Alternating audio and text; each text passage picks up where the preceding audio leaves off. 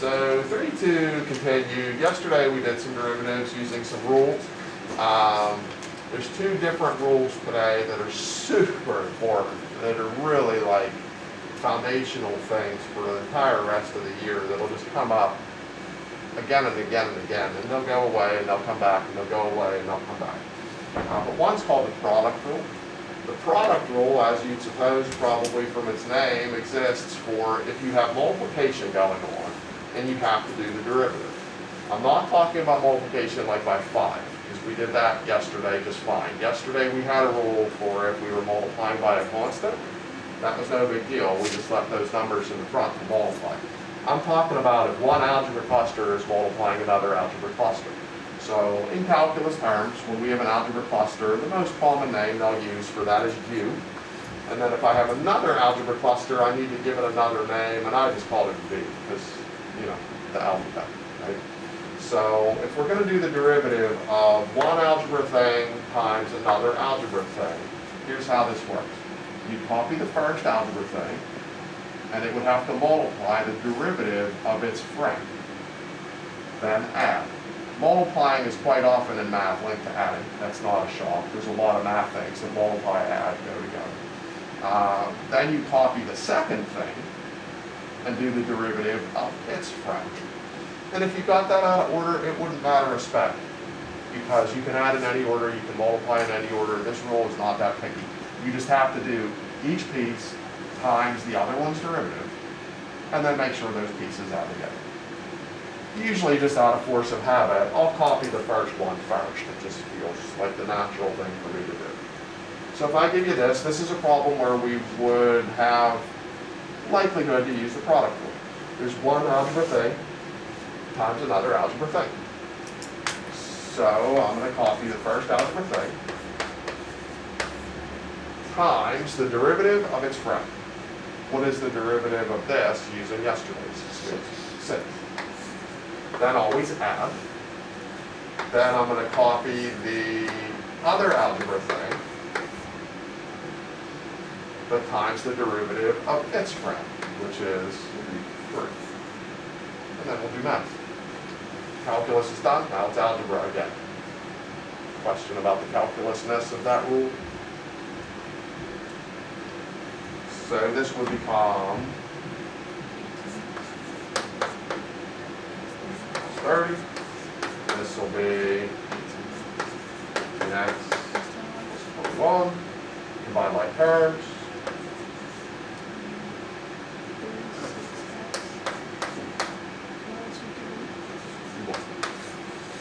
And we are the winners. Question about that? I'll look at the homework page in a sec. I'm pretty sure from memory, if I remember this right, the homework will ask you to do the product rule ones when you can, 2 ways. They'll say, A, do the product rule as instructed today. They'll also give you an opportunity to do plan B, instead of doing calculus, then algebra, to say, nah, do algebra, and then calculus. If I drop this problem on you, what algebra could we have done on this from days gone by? Foil it. If we foil it, what would we get? 18x squared. A what? Plus 51x. A 51x if you do your combining, because we had a 30 and a 21, so we get a 51x plus 35. Do the calculus first, or the algebra first. Now do the derivative. If we do the derivative like we did yesterday, 2 slides to the front, power decreases by 1, we get this. Derivatives of stuff with x's, just copy that number. Derivatives of numbers disappear. It's the same answer. Okay. Sometimes it's easier to do the derivative or the foiling first. Sometimes it's easier to do the rule first. Sometimes you have to do the rule first. Sometimes it doesn't matter. In my opinion, this is a problem where it doesn't matter. When we multiplied first, when we foiled, we did 4 multiplications. These, those, these, those. When we did this way, we had to still do 4 multiplications. Distribute was 2 multiplications, distribute was 2 multiplications. So whether you FOIL here or whether you distribute it here, you had to do 4 multiplications. There's a tie there. You know, is it easier to do the derivative of 3x to be 3 and 6x to be 6? Or is it easier to do the derivatives of these 3 things to be those? I'd say probably easier to do the derivative of the 3x and the 6 slightly than the derivative of 18x squared, but that's basically like wash.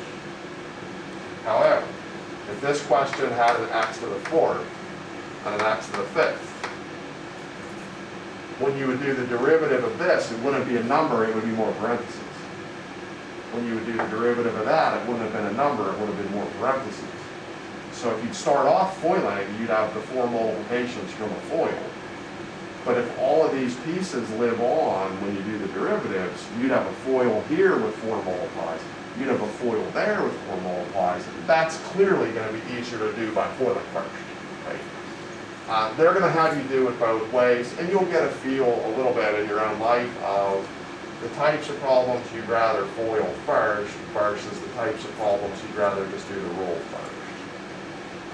There'll be trig in our way soon. You know, if this is 3 cosine x, I would probably not FOIL this out and make cosines go everywhere. That's probably not going to be overall your friend. You know, if you had here something like the cube root of x to the 7th, you probably don't want that to get scattered everywhere. That might not be something you want to FOIL. You know, but sometimes it is to your advantage to do the algebra first. Sometimes it is to your advantage to do the rule first. I'm pretty sure, 99% sure, the homework will say, part A, do algebra first, part B, do calculus first. You'll know you're right because the answers should be the same either path, but you'll get a feel for when to use which path, if that makes sense. There's times for both, really. Question about product rule? The quotient rule is pickier because the order matters. Okay? Quotient rule you use when things are dividing, and it's probably not a huge shocker. Multiplying led us to some adding, that the dividing is going to lead us to some subtracting. That's happened in a variety of things too in our past. Dividing, subtracting are just sort of, they're friendly usually. So if we're doing the derivative of one thing on top of another, this time we have to copy the bottom first, times the derivative of the top.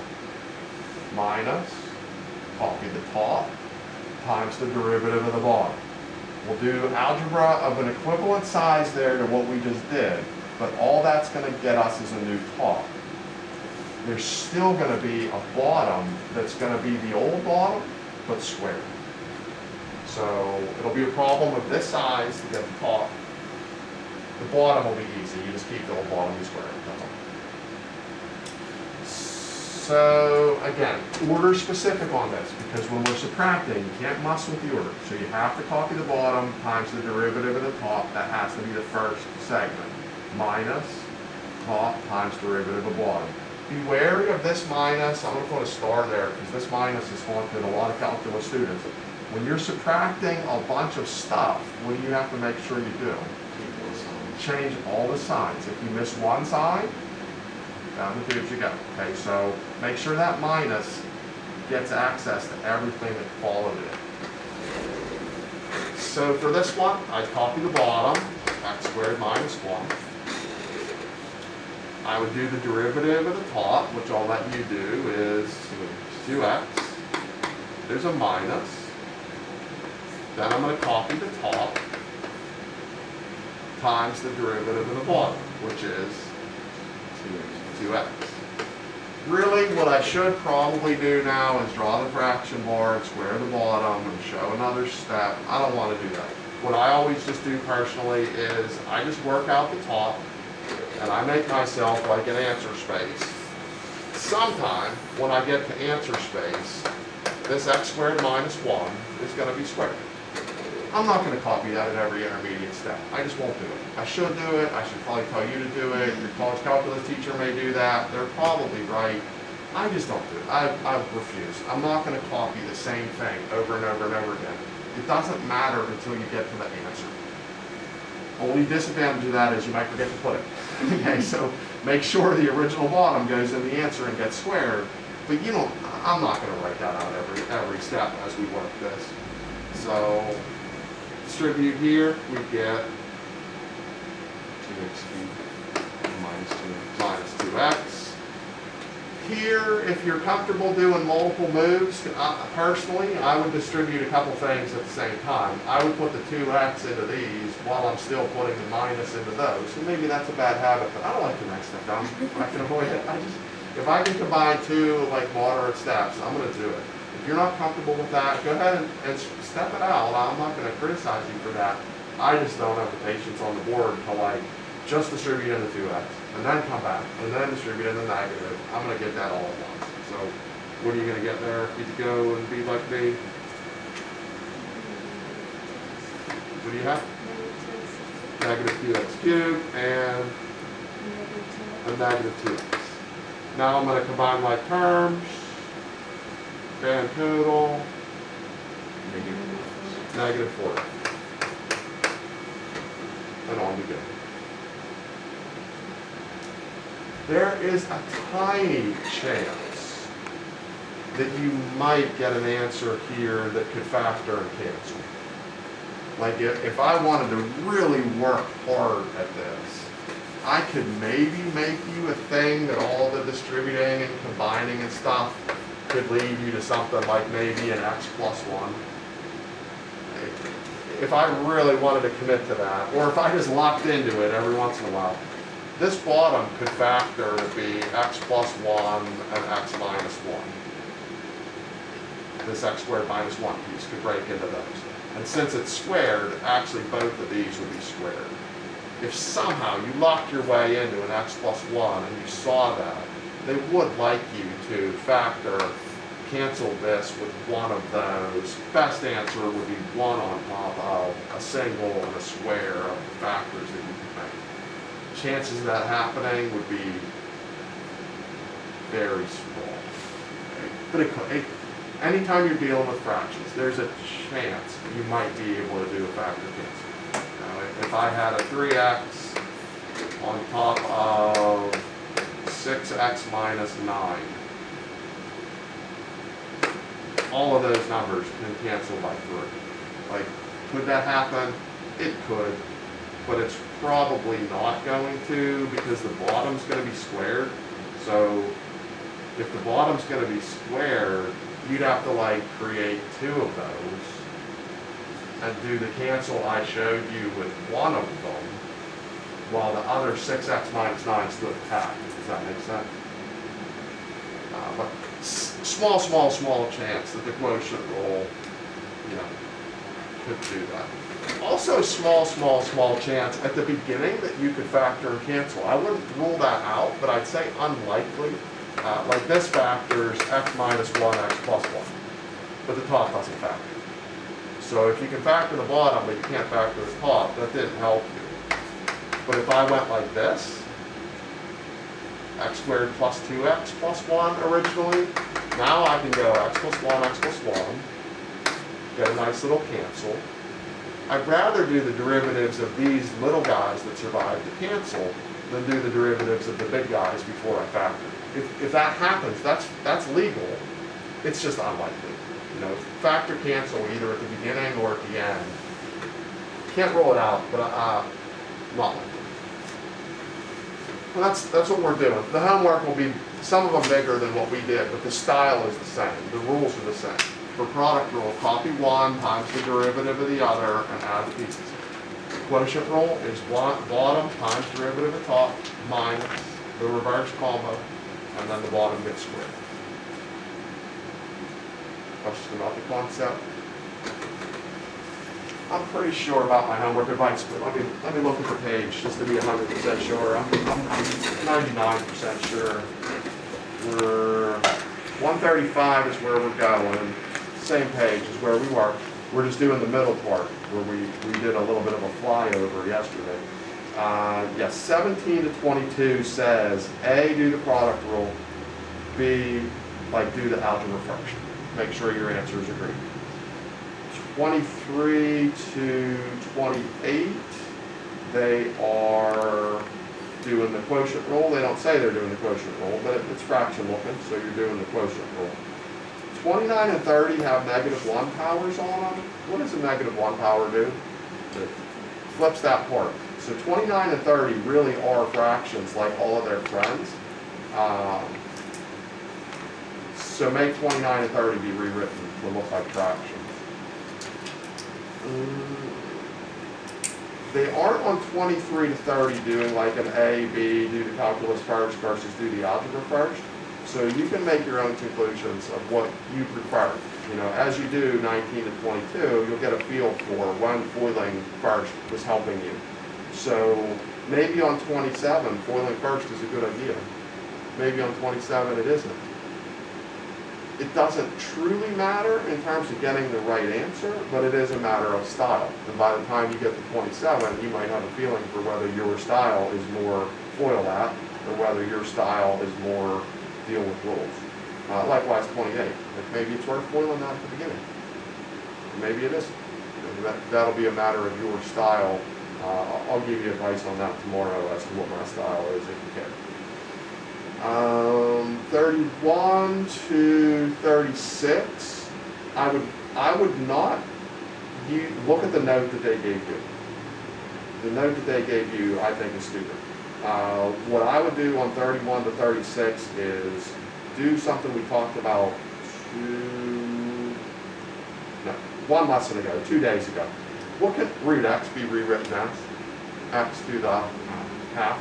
I would rewrite all those root x's to be x's to the halves, and I would just do what we've been doing. I wouldn't read the note they gave you. I don't think, although what they wrote is true, I don't see how they expect you to use it. I would just make all the root x's be x to the halves. The derivative of x to the half is going to be, that's the original thing, its derivative would be half x to the or negative half. I would just do derivatives that way, the way that we have it. That also involves the quotient rule on some of those. I'll say this too about dividing.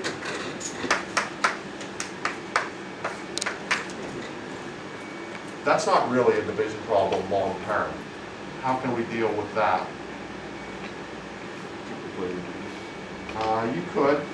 I was thinking a different thing of separated into two fractions. X squared over x could be a single fraction. X cubed over x could be another fraction. Break down both fractions, that's true. Triple probably reduce, also true. Okay, but if you see an opportunity to like pull a big fraction into some mini fractions because it only had one item on the bottom, that would be handier than doing the rules. Because this is an x, this is an x squared. You could have done this derivative yesterday. You couldn't do the derivative looking like this until today by doing the quotient rule. Copy the bottom times the derivative of the top, and that feels like a pain. Once you cross the threshold of 22, you're creating your own style at that point. So my style on a question like this would be separate, reduce, do yesterday's thing. I wouldn't be doing quotient rules on that.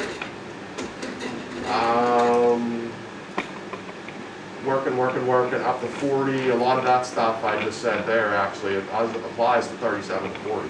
37 to 40, all those problems only have a single item on the bottom. So all of those problems, 37 to 40, can be separated out into a bunch of little mini pieces that you can do basically with yesterday's information. Then we skip a few, we go down to 47 to 51. 47 to 51, there's like combination things to do. It's kind of like quotient rules while you're doing product rules, conceivably. Or by then, you may have developed some style for yourself that you found a way around the rules. I will say, in general, spoiler alert, instead of telling you tomorrow, generally speaking, you're better to do algebra before calculus than calculus before algebra. That's why you learn algebra first. It's easier most of the time. So if you do have available algebra opportunities before applying these rules, that's usually to your advantage. I can't say always, But I would lean toward, if you're not sure whether the algebra first is easier or not, usually doing algebra first is easier. Some of these later questions, you basically can avoid using the new rules entirely if you apply enough algebra like stuff to it. You can make the problem really look different in a lot of ways. Anything 135 question about what you're looking at?